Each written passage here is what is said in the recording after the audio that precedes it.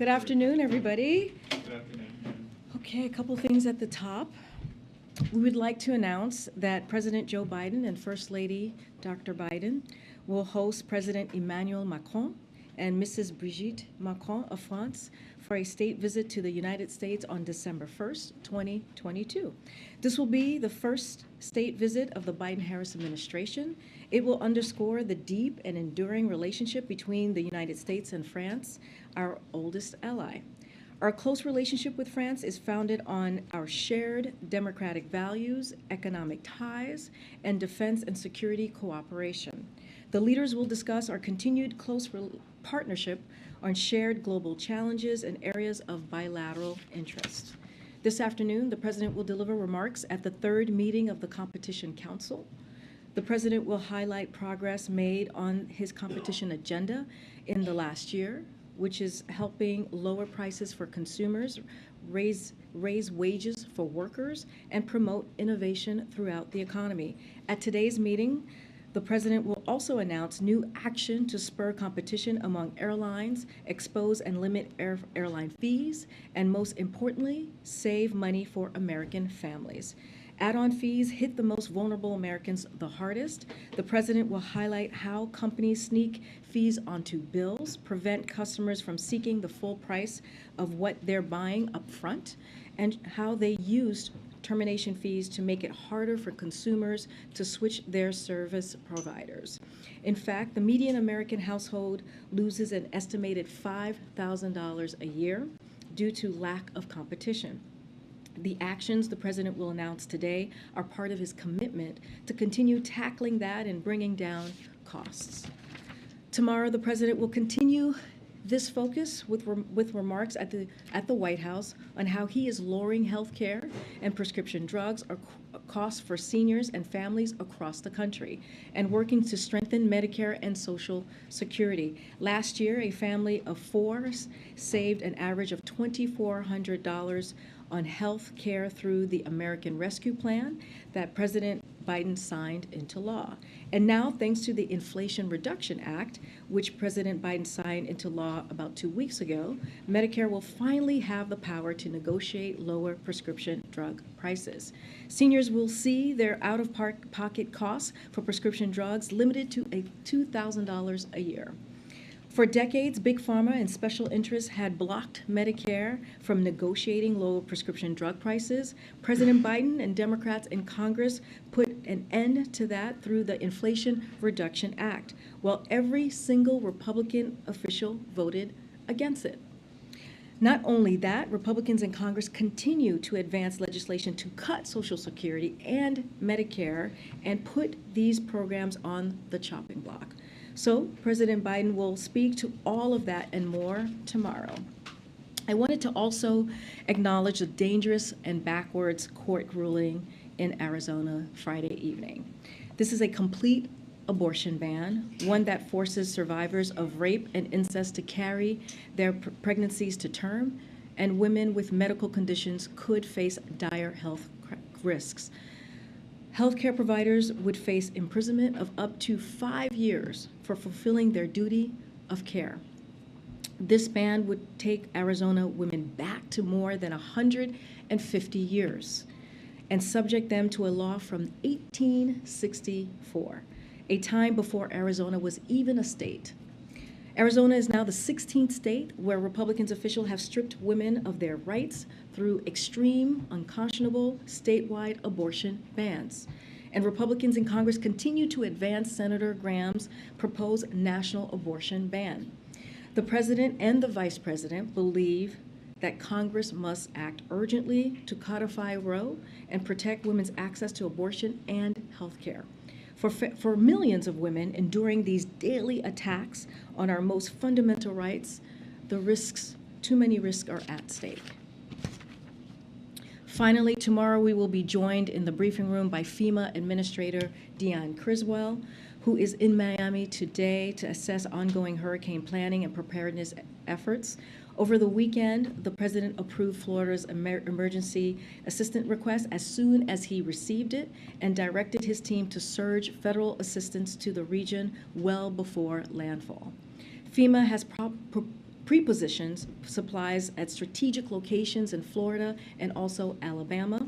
That includes generators, millions of meals, and millions of liters of water. FEMA also has staff on the ground supporting planning and preparation efforts. Tomorrow, Administrator Criswell will provide an update on the efforts underway in Florida to prepare for Hurricane Ian, as well as ongoing recovery efforts in Puerto Rico and also Alaska. We look forward to welcoming her, and she will be glad to give you the latest information and, of course, take all of your questions. Amar, you want to kick us off? Yes, thank you. First, does the administration have any reaction to former U.S. security contractor Edward Snowden being granted by Vladimir Putin Russian citizenship? So, since I believe there have been criminal charges brought against him, we would point you to the Department of Justice for any specifics on this. I wanted to also ask you about your just announcement on the Macron state visit. This announcement about a year after things got a little bit bumpy for a while in the relationship with the AUKUS announcement. I guess my question is, why France getting this first honor? How much of this is, one, I guess, has the relationship come full circle back to being in good stand? And was part of this about repairing the relationship? And then separately from that, it's a little bit late in an administration for the first state dinner, but obviously COVID was around. What's the calculation and how the administration thought about now is time to actually do one of these state dinners? So on your first question, we deeply value our relationship with France, which is, as I mentioned at the top, our oldest ally. With our bilateral relations founded on shared democratic values, economic ties, and defense and security cooperation, we work closely with France on the full range of global challenges, as you all know, including the war in Ukraine. It is for these reasons that the President and First Lady thought it was important to welcome this close and valued partner to the White House for their first state visit. As you know, President Macron and President Biden have had multiple conversations over the President's first 19 months and have met a few times, most recently, as you all know, last week at UNGA. And so, again, this is a deeply valued relationship and one of our oldest allies. On your second question, you're right, COVID certainly has delayed many of the in-person events a president traditionally hosts at the White House. But the President and the First Lady have been welcoming foreign leaders to the White House, including on working visits and official working visits throughout the administration. But as you stated, COVID has delayed some of this as well. Thanks, Karine. One quick housekeeping note on Florida. You mentioned the FEMA plans. Has the president spoken to Governor DeSantis ahead of the storm? Does he plan to? We don't have any calls to preview or that's locked in to share at this time. Okay. And I want to ask you about the new poll that was out this weekend, this ABC Washington Post poll. It shows 56% of Democrats want the party to nominate someone other than Biden, and for people under 40, 75% want the party to pick someone different. Is the president concerned by this? How's he digesting a number like that? So, as you know, I'm very limited on how I can discuss any kind of elections. I will reiterate what we have said many times from here, what the president has said many times, even recently as his 60-minute interview, is that he intends to run. Don't have any more announcements on that. But look, the president will say, as I'm saying right now, is his focus is not on himself. His focus is on continuing to deliver for the American people. After taking action, I just talked about the Inflation Reduction Act, how important Medicare is now going to be able to negotiate, be able to lower cost for our seniors, and how important it is cost is going to go down as well as it relates to energy bills. I mean, these are things that the president has done for the past 19 months, making sure that manufacturing is resurgent. We saw that in the New York Times article, and we have been able, in the first 19 months, about 700,000 jobs, manufacturing jobs, have been created right here in this country because of the work that this president has done. And, you know, I said this at the top, we have done everything that we can.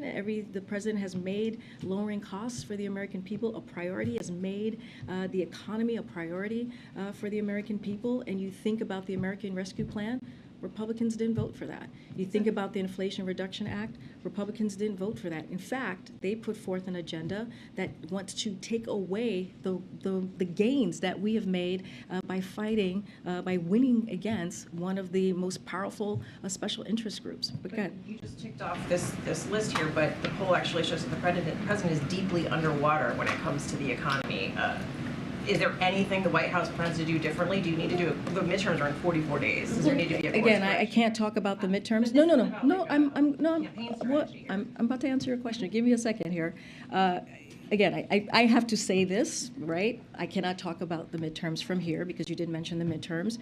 What I can say is, and we talked about this in our August memo, we are going to go out there, not just the president, the vice president, the cabinet secretaries, you have congressional members in their district as well, and we're going to talk about how we have delivered for the American people. Here's the thing, when you think about Medicare, you think about Social Security, you think about the pieces of legislation that we have passed, they are very popular with the American people, with Republicans and Democrats. And so that is also important to note. So look, we're going to keep getting out there. The president loves going out to, to states across the country, to communities across the country, talking directly to the American people. And that's what we're going to do. I understand what you're saying about the poll. I understand what you're saying about the president's numbers. But what we are going to focus on is how we are going to continue to deliver for the American people, especially at the most important things that matter to them. Lowering costs, making inflation a priority when it comes to his economic agenda,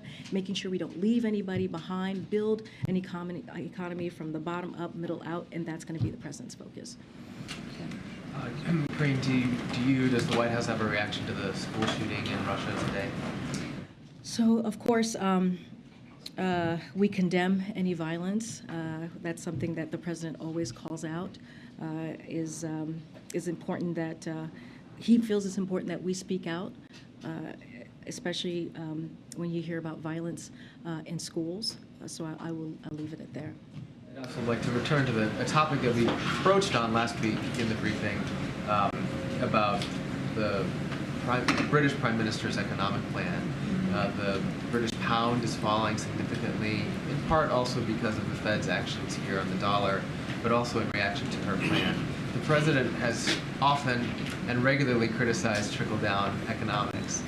Is he a fan of her plan, and is there concern about the volatility in the currency markets? So I'll say the first part is, and she said this, I believe Prime Minister Truss said that when she was asked on one of the Sunday shows yesterday, and she said that the United States is one of their closest allies, and we will say the same. The UK is one of our closest allies, and so we will leave their policy decisions to themselves. But to your question about the pound, so on Friday, as you all know, the president and the vice president met with senior members of the economic team and got an update on the global economic developments, as they regularly do. Our economic team reported that because of our economic strategy, which is focused on long-term growth and investment, increased manufacturing, and fiscal discipline, we are able to navigate these challenging global times from the strongest possible position. The American Rescue Plan helped us recover from within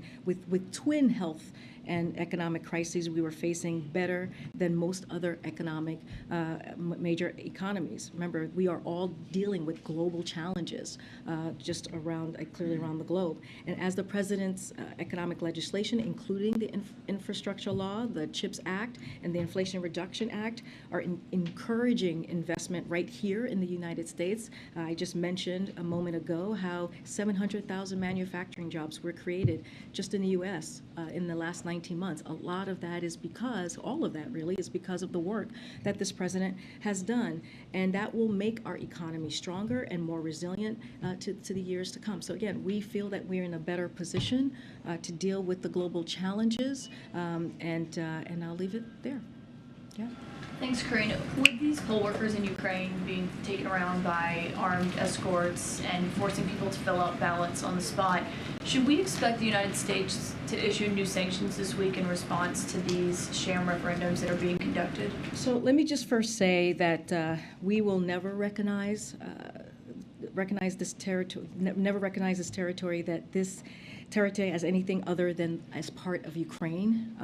When it comes to the sham referendum, the sham votes that we're seeing in the last couple days, we will continue to work with our allies and partners to hold Russia accountable and support Ukraine for as long as it takes. As far as what we are doing, we are prepared to impose additional swift and severe economic costs on Russia, along with our allies and partners in response to these actions that we're seeing currently, if they move forward with annexation. We've been very clear about that. As you all saw on Friday, G7 leaders' statement, the United States will never, ever, again, recognize this territory as anything than part of Ukraine. We stand with our partners around the world in rejecting whatever fabricated outcomes Russia announces, and you will hear more from us in the coming days on this. So there could be action on that this week.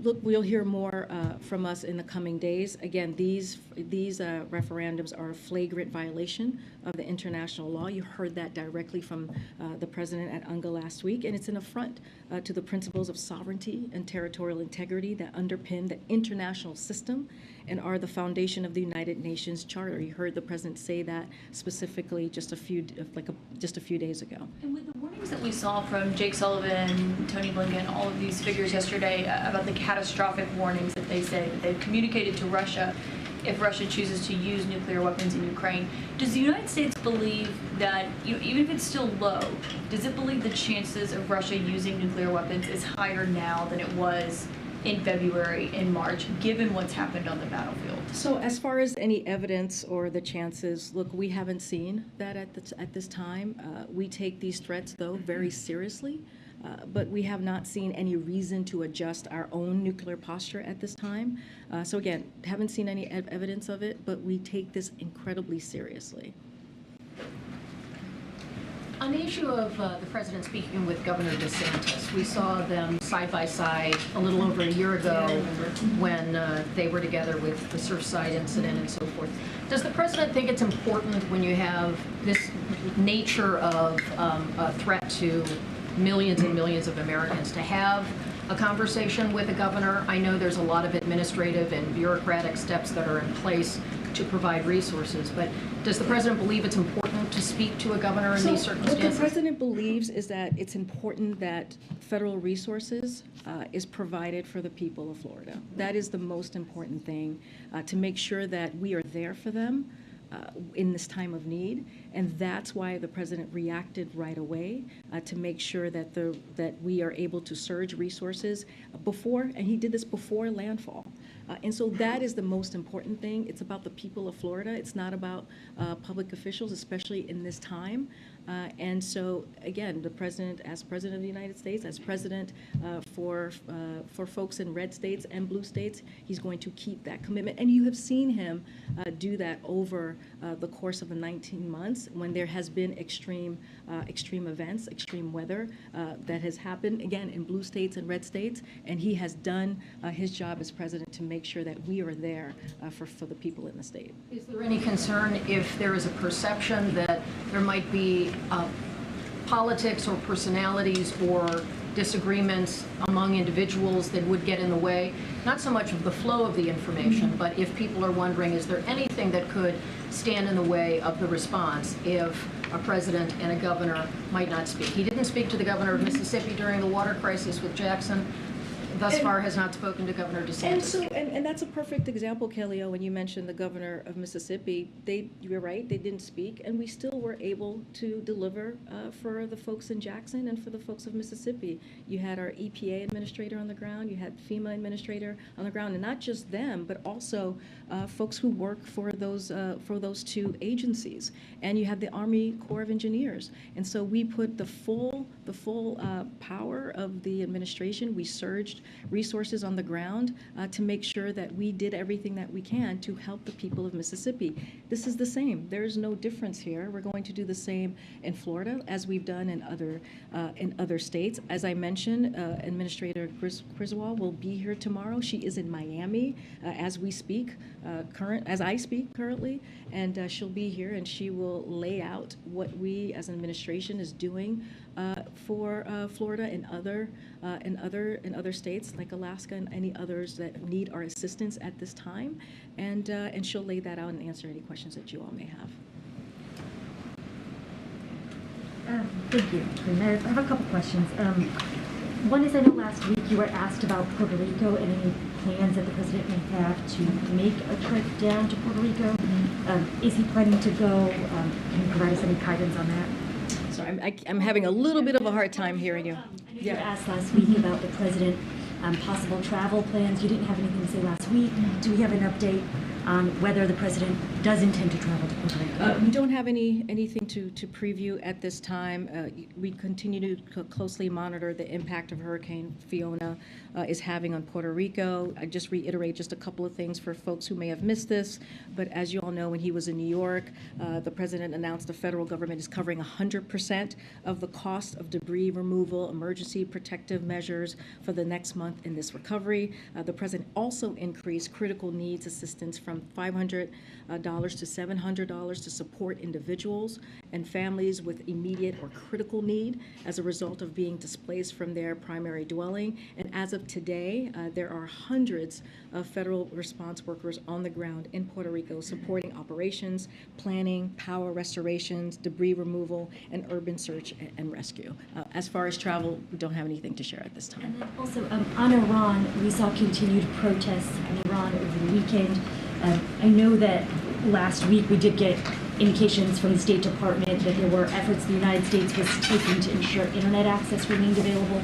Are there any other measures, steps that the U.S. government is intending to take to support protesters in Iran? Yeah, I'll lay down the steps for a second, but I just want to make very, very clear here, and we have been very clear, the U.S., on our position with what we're currently seeing in Iran. The president stated at UNGA, we stand with the brave citizens and brave women of Iran who right now are demonstrating to secure their basic rights. Women in Iran should have the right to wear what they want, free from violence or harassment. Iran must end its use of violence against women for exercising their fundamental freedoms. There must be accountability for Mahsa's death. What we are doing, I'll lay out a couple of actions that we have taken as it relates to the internet. On September 21st, the Iranian government cut off, as you know, access to the internet for most of its 80 million citizens as courageous Iranians take to the streets to protest the death of Mahsa Amini. The United States is taking action to support the free flow of information to the Iranian women, the Iranian people specifically, more broadly. On September 23rd, which was this past Friday, the Department of Treasury issued an updated general license that will increase support for internet freedom in Iran and authorize technology companies to offer the Iranian people more options of secure outside platforms and services. With these changes, we are helping the Iranian people access tools that are better equipped to counter the Iranian government's effort to surveil and censor them as well. If we have any more information, we will share that with all of you. Yeah. Just to follow up on your answer about the UK pound. So are you saying that the administration doesn't think that currency volatility is so serious right now that the U.S. government would need to take action right now? So look, we're going to continue to monitor the global markets. What we are laying out is what the meeting that the president had with his economic team, how seriously we're taking this, how closely that we are, having conversations with our team. And what we can speak to is what we're doing here in the U.S. Our U.S. strategy, economic strategy, is focused on the long-term growth and investment. Increased manufacturing and fiscal discipline has positioned our country to navigate challenging global times from the strongest position possible. Again, we're going to continue to monitor all as we always say, we monitor all indicators. We'll also monitor the global markets as well. But what I can speak to is what we are doing here to take on these global challenges, as we have been for the last 19 months. Thanks. And then on the president hosting the Atlanta Braves today, wondering if you or the president has any thoughts about some of the controversial about the team name, the Braves name, the so-called tomahawk chop. Any thoughts on that? So, look, we believe that it's important to have this conversation. and Native American and indigenous voices, they should be at the center of this conversation. That is something that the president believes, that's something that this administration believes, and he has consistently emphasized that all people deserve to be treated with dignity and respect. You hear that often from this president. The same is true here, and we should listen to Native American and indigenous people who are the most impacted by this. Thank you, Karine. Two questions. One on Italy. How do you foresee future cooperation with the right-wing coalition that won the election in Italy yesterday? So on the election specifically, I'm not going to go and engage in any hypotheticals, right? Because we still have some time here. It's a NATO ally, as you know, a G7 partner and member of the EU. So we will work with the new Italian government on the full range of shared global challenges, including supporting Ukraine as they defend themselves against Russia's aggression. But again, I'm not going to get into hypotheticals. Again, they are a NATO ally, a G7 partner, and a member of the EU. Russia's mobilization in Russia continues. Many Russian men thousands of Russian men tried to leave the country, and Europe is split on that. Some European countries, including Baltics and Poland, turned them back. Others argued that Europe should welcome them and give them refugee status. What's your position? What's President Biden's position on that? And is the U.S. willing to grant those men refugee status here in the U.S.? So I would leave other countries. I would let other countries speak to their own policies. I'm not going to speak to other countries' policies from here. But what I can say for our part, for the U.S., we have been clear to distinguish between the actions of the Russian government and its armed forces in Ukraine and the Russian people, many of whom have spoken out against this unjust war. We see that just in the last couple days as we see the protests continuing in Russia. So anyone seeking refuge for persecution, regardless of their nationality, may apply for asylum in the United States and have their claim adjudicated on a case-by-case basis. That's how we see our role here and our part in this. Yeah, thank you.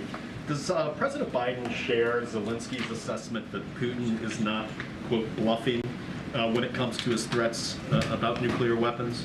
So, we've been very clear on this. The Putin's nuclear threat against Europe are irresponsible and it's reckless. You've heard the president say this. You've heard the National Security Advisor, Jake Sullivan. He was most recently on a few Sunday shows. And the consequences of nuclear use would be disastrous for Russia and the world, and Russia would be a pariah on the world stage. So this is not new rhetoric. We have heard this before from Russia. We have heard this before from Mr. Putin. They have made these threats before over the course of this conflict, this past 6 months or more. We, of course, take it seriously. Again, we take this very, very seriously.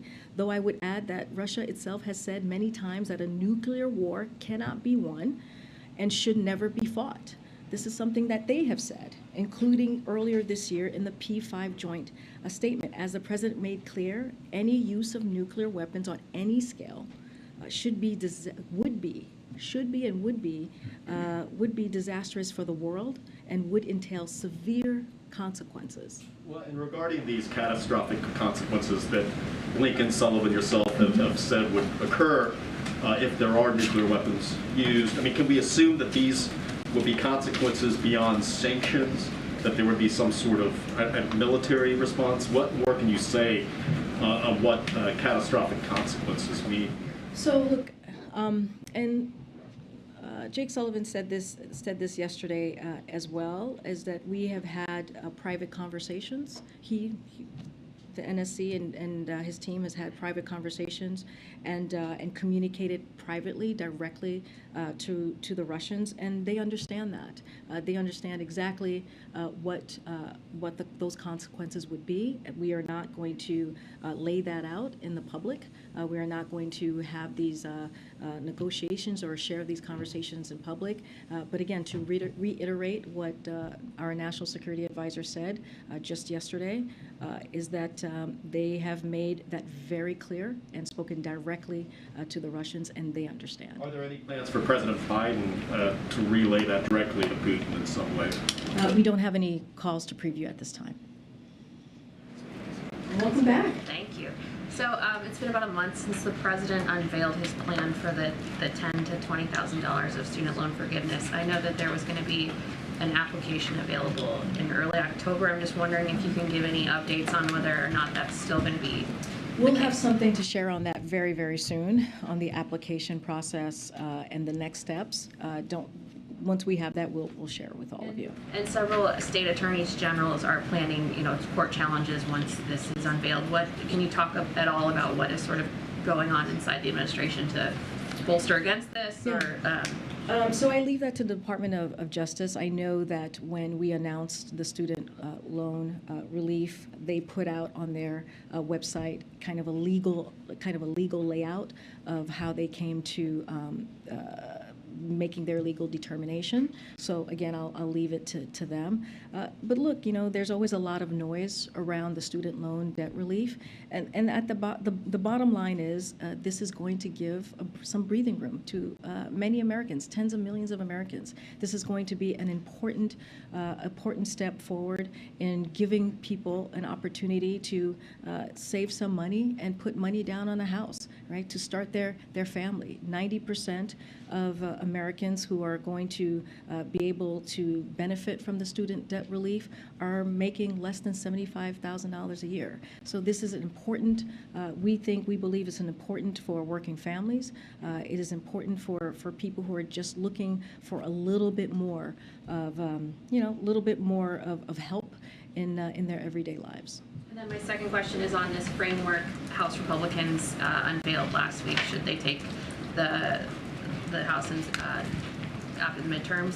I know that senior Republican leaders have been touting a lot of these different bullet points, investigation power, hiring more police officers, the Parent Bill of Rights. Like what are you all thinking as they keep playing up their framework and giving interviews about it? I mean, what is the specifically about the GOP agenda, or can you? Yeah, I mean, I think the subpoena power and the power to investigate is probably, I would imagine, a concern inside the White House. But I'm wondering, as you watch these Republicans talk about it, what is the thinking? Look, our thinking is we are going to focus on the here and now.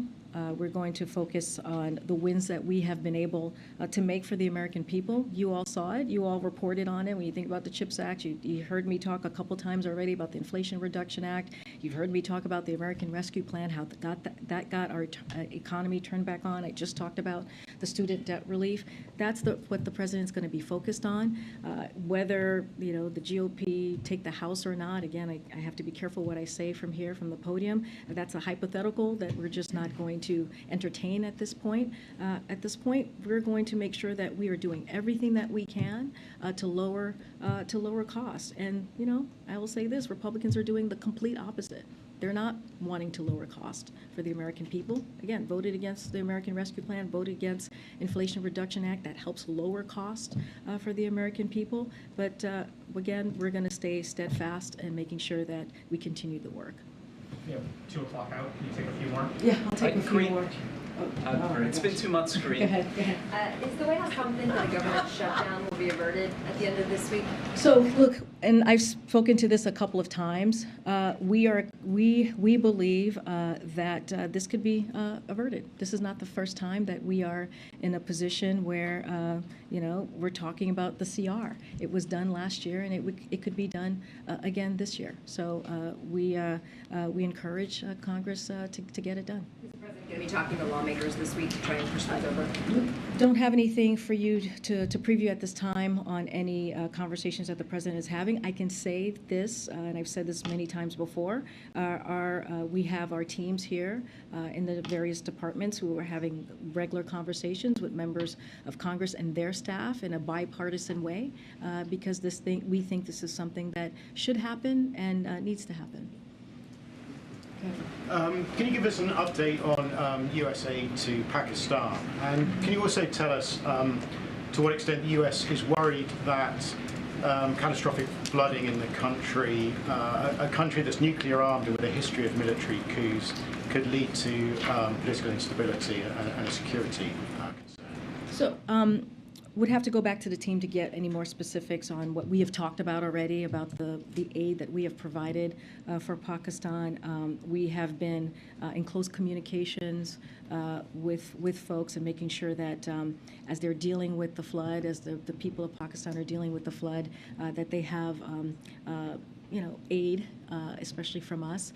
Don't have any specifics on anything else that beyond of what we have already shared, but I'm happy to check with the team and lay out and get some more updates for you. Is there anything you can say on the kind of concerns that that a humanitarian issue could lead to a security? I mean, we always have that concern. That's something that we monitor very closely. Just don't have anything more to share on what we've already laid out. Senator Rick Scott has a bill that he's proposing that essentially is supposed to require universities with high endowments to pay some of the financial aid when it comes to tuition. Does the administration, have they seen the bill? We were told by Rick Scott's team that they sent a letter to the administration. Have you seen the bill? And does the administration believe that universities do have some type of responsibility when it comes to lowering the cost of higher ed? So I have not seen this bill. I would have to talk to our Office of Leg Affairs on this particular piece of legislation by Rick Scott. Look, we have been very clear, and so has the Department of Education. The secretary there has said, has put into policies and processes in place to make sure that universities are playing their role and not raising costs on students in universities. But I have not seen this piece of legislation, so can't comment on it at this point. Thank you, Karine. Does President Biden think America's big cities are safe? Can you say more? Well, we know that thefts and robberies are up about 20% in the first half of this year, so I'm wondering if he thinks America's big cities are safe. Are you talking about the New York Times story specifically, or Yeah, is that they what you're had some referring to? stats. The murder rate's still 30% above its 2019 level. They're all from the Council on Criminal Justice. So we've seen some high-profile examples of this. The Washington Commanders running back was being mugged. He got shot. Karen Bass, member of Congress, had her house robbed. These are high-profile people. So should everyday Americans who are not in the public eye feel safe? So I'll say this, that same story also stated that the crime is complicated and multifaceted. Look, this is a president who has secured historic funding to make sure that law enforcement has what it needs, especially, and he was able to do this in the face of opposition from Republicans during a time where he inherited a rising crime rate from the previous administration. The president put forth the American Rescue Plan, and in that very plan, there was more than $300 billion to go to local states and local cities to make sure that they were able to hire law officers. They were able to hire, firefighters. They were able to hire people that were critical to their needs as they were dealing with a pandemic. Republicans voted against that. So I guess just the original question, does President Biden think America's big cities are safe? It is not a yes or no question. It is very much a question of what has he done? That's how we see the question, is what has he done to make sure that cities, and it doesn't matter if it's a big city or a small city. It doesn't matter if it's in a red state or a blue state. What matters is that we have the funding and we have done the work, put the policy forward to make sure that these cities, whether it's big or small, have what they need to protect their community. And that's what this president has done, again, without the help of Republicans. And my last one on this. Jen Psaki says that crime is a huge vulnerability for Democrats. Why would she say that? So, again, I can't do electoral politics from here, as you know, but I don't agree with your characterization of what she actually said. But I'll say this, and I've already said this already. The past few months, what we've been able to do is create a pretty much clear split screen of what we are doing to deliver for the American people and what Republicans refuse to do. We are making sure that that we have Medicare and Social Security, and we make sure that the big pharma is not upping cost for our seniors, right? And making sure that we give them a little bit of breathing room. And you have Republicans who want to cut Medicare. They want to sunset Medicare. They want to sunset Social Security. You have this GOP agenda that was put out by the House, where they want to go after the Inflation Reduction Act, which will have an effect that will actually hurt Americans. And so I think there is a stark contrast here that we've seen the past several months. I would argue the past 19 months. And this is the last question. I know we have to, 2 o'clock, we have to go. Go ahead. Thanks, Karine. Just wanted to ask you about this pretty extraordinary open letter sent to the President by the workforce of the Office of Inspector General at DHS. They essentially say that the Inspector General, Joseph Kufari, should be removed, that the workforce cannot complete their mission with Kufari in his position. They say that he no longer has the support of the workforce. He's permanently damaged the reputation of the office. This is apparently the office that for months sat on the news of the January 6th text messages from the Secret Service, and according to reports this summer, blocked deeper investigations into those text messages. Has the President seen this letter? Does the White House have a response? So we have heard about some of the issues with this particular Inspector General, and we're going to take a look at those. That's what I can share with you at this time. But as far as any personnel announcements, I don't have anything to share. Again, we have heard of some of these issues, and I can say to you from here that we're going to take a look at them.